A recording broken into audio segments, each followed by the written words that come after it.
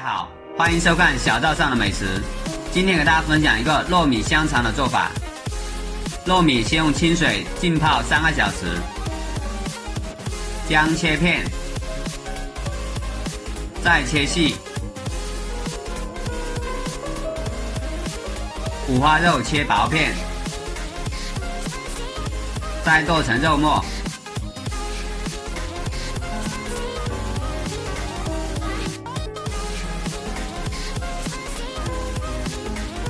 腊肉切薄片，再剁成肉末。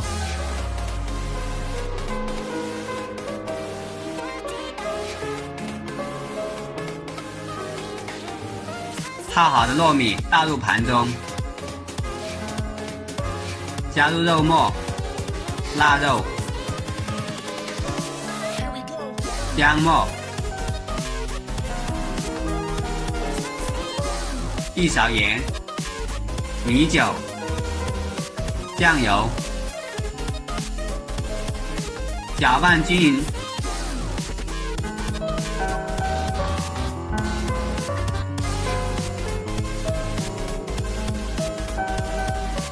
大肠加入1勺盐，搓洗干净，翻出大肠内壁，倒入1碗面粉，抓拌均匀，剥掉大肠内壁的肥油，冲洗干净。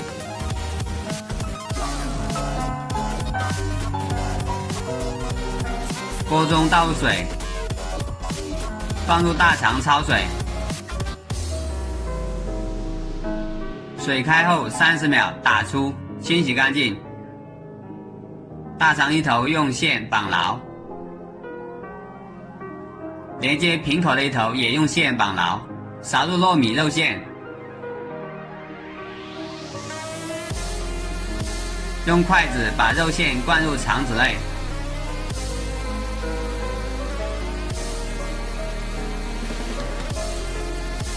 灌好后用线绑牢封口，装入碗中。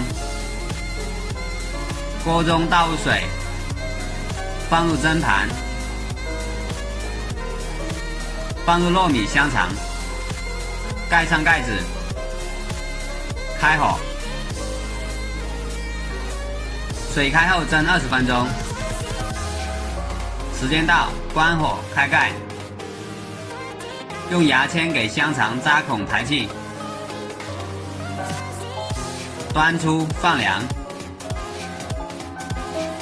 锅中倒入油，冷油放入香肠，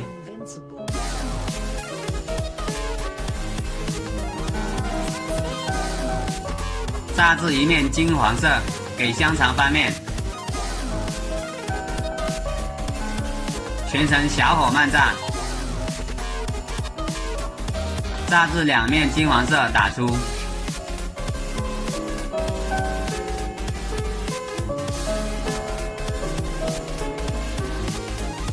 刷上辣椒酱，